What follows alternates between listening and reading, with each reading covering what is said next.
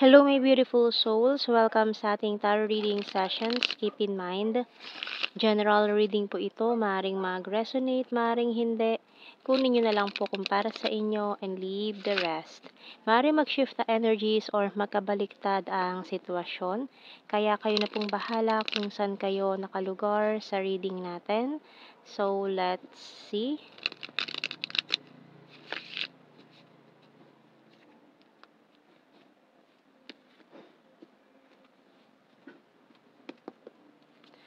So we have here the Five of Swords, the Four of Cups, and Tower card. So hindi tayo nakaligtas ngayon sa Tower card. We have here the Ace of Cups and the Six of Pentacles. Ouch. Three of Swords and the Emperor. Eight of Swords and the High Priest. So mukhang may naka-experience ngayon ng heartache, chaos, pagguho ng mga pundasyon or mga pangarap na ginawa mo tapos biglang napunta lang sa wala lahat ng pinaghirapan mo ngayon. Pero wag kang mag-alala dahil may new beginning naman pagkatapos ng mga pangyayaring ito ay panibagong simula na naman. Pero ito'y panibagong pag-asa rin para sa'yo.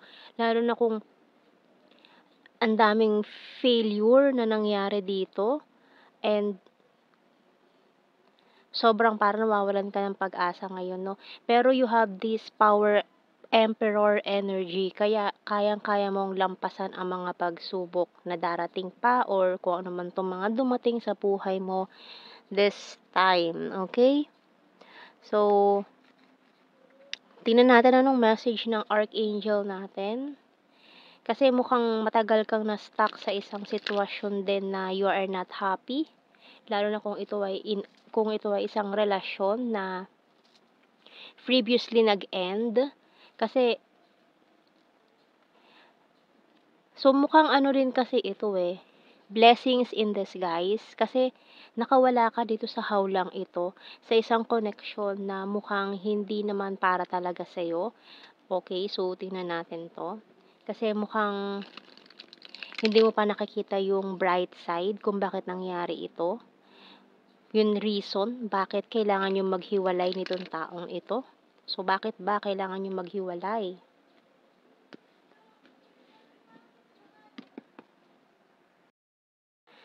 So, we have here Clairaudience by Archangel Zadkiel.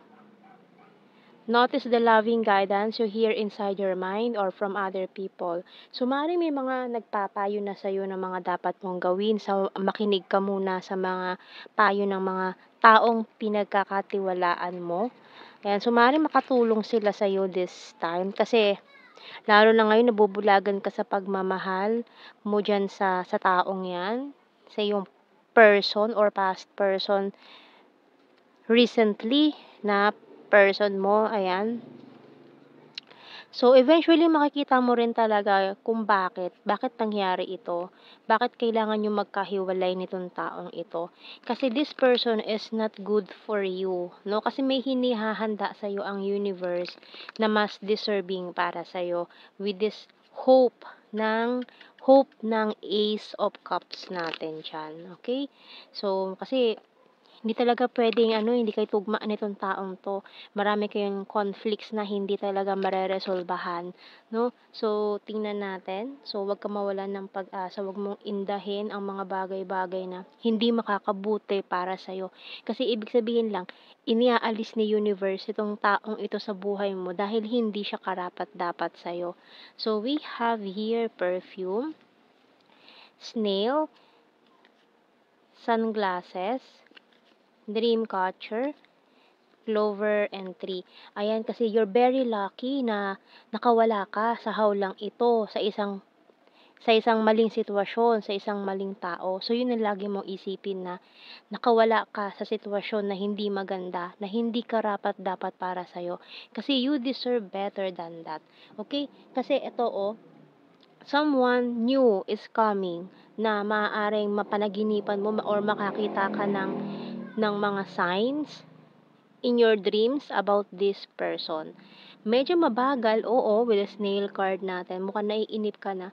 Pero itong taong ito ay maaaring naghahanapan na rin kayo, hinahanap ka na rin niya or nagre-ready na siya para mag-meet kayo nitong taong ito.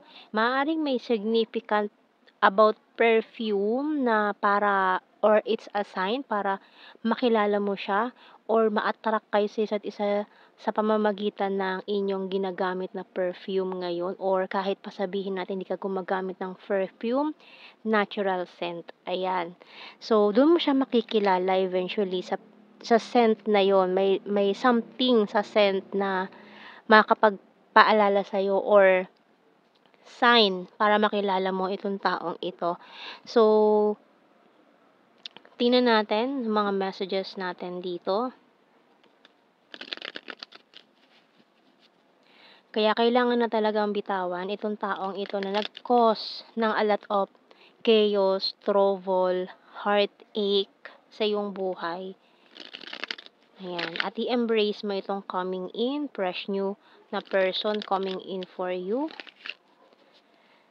So, tingnan natin. I'm honest to you.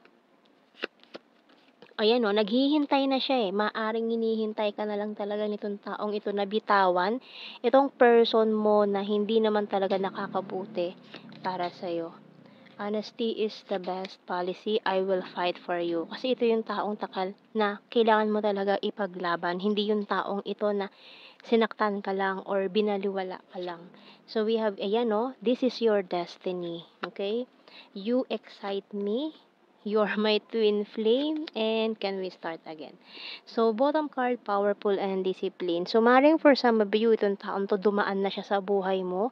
Maaaring hindi mo naman siya naging ex or kakilala. Pwedeng kakilala mo lang, no? Na maaaring nagsimula sana kayo pero mukhang hindi natuloy or nagkausap pero mukhang hindi pa tugma yung mga panahon hindi pa tugma ang oras, panahon sa inyong dalawa noon kung kailan kayo nagkakilala. So, malaki ang chance na kilala mo na itong taong ito. Ayan. Kaya itong taong to na nakatadhana para sa'yo, makikita mo siya sa iyong panaginip kahit pa sabihin natin blurred yan, may mga signs kang makikita tungkol dito sa taong ito. Ayan. So, tingnan natin. Kuha pa tayo ng mga messages natin dito. And maaaring yung work-related nitong taong to ay very powerful. With the energy ng emperor natin dito, mukhang makapangyarihan tong taong ito. Or a boss, pwedeng, or a leader, ganyan, sa energy ng emperor natin. Pwedeng public servant, ganyan. Basta makapangyarihan siya or may katungkulan sa society or in the sa law, ganyan. So I will wait for a sign from you. Ayan no. Maaaring naghihintayan kayo, nagko-collect pa kayo ng data ngayon eh. Parang iniipon niyo muna itong mga signs na ito para sigurado na ba talaga na ito yung taong yun na hinihintay ko or hinihintay niyong dalawa, parehas kayo. Sometimes I stay awake thinking about you. So, iniisip ka na niya, although parang kung hindi mo pa kilala itong taong to, iniisip na niya yung taong yun na sino ba itong taong to na nakatadhana para sa akin. So, yun, iniisip niyo na parehas. Parang iniisip niyo na hinahanap niyo na saan kita makikita, saan kita makikilala, saan kita matatagpuan. So, yun, iniisip niya na yung person na yun or which is you na nakatadhana para sa kanya. So, we also have here the timing just wasn't right for us. So, yun na nga. Ang lakas talaga ng energy na kilala mo na itong taong ito. Dumaan na siya sa buhay mo. And nung mga panahong na nagkakilala kayo, hindi talaga tugma ang panahon para sa inyong dalawa nung mga nagkakilala kayo. Ayan. So, we also have here, I'm becoming a better person. Finding out the truth crushed me. I lost myself for a little while. I hope that you can forgive me one day and I want to feel that way again. Bottom card, you speak to me through music. So, connected kayo sa mga songs, music nitong taong to na maaaring isa sa mga signs about this person. So, So, kuha tayo ng mga initials natin.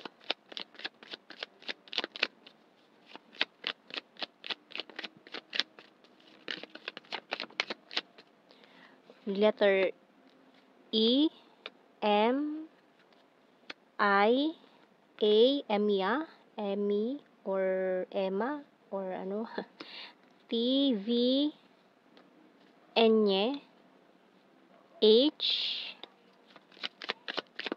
L.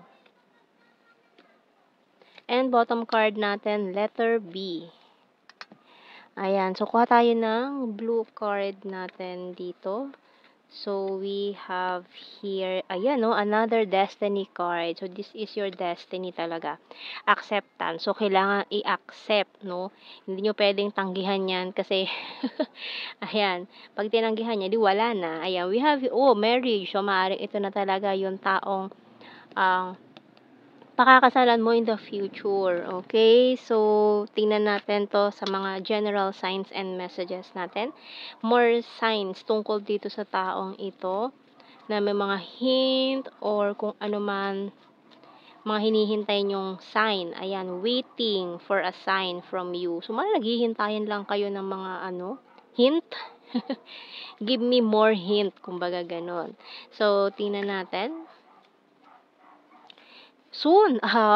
Very, very soon. Parang asap na asap to as soon as possible. Ayan, makikilala mo na to. We have here crazy for you. 7. Maaaring ito ay important number. Maaaring birth month or birth date. Ayan.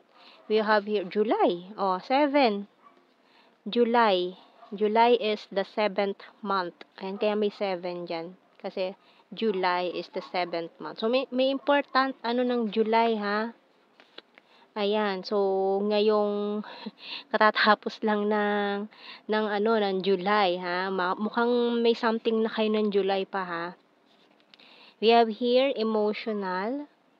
So, kasi ngayon ay end ng July na di ba? End of July. End of July. So, we have here quiet person, ex-lover, number 1, fantastic friend, 7. So, maaaring isa sa mga circle of friends or mga na-friend zone. Tingnan mo listahan ng mga na-friend zone mo. Ayan. Or, baka na-friend zone ka na pala nito. We have here gorgeous, number 9, friendly, earth sign, Taurus, Virgo, Capricorn, another Capricorn, number 5, funny, Pisces, South PH, ayan August. So, this August, talagang very, very soon. Karmic relationship. Fire sign, Aries, Leo, Sagittarius. Sweet, patience, please. Maring, galing pa ng long distance, ha? Mukhang, kaya pala ang hirap hanapin kasi nasa long distance. We have here December, flower farm, runner, ayan, layo, Mindanao, maring twin flames talaga yan, confusing, amazing, overthinker, and last card natin, Libra. So, yan ang ating reading, my beautiful souls. Thank you for watching. Take care and God bless. See you in our next reading, guys. Bye-bye.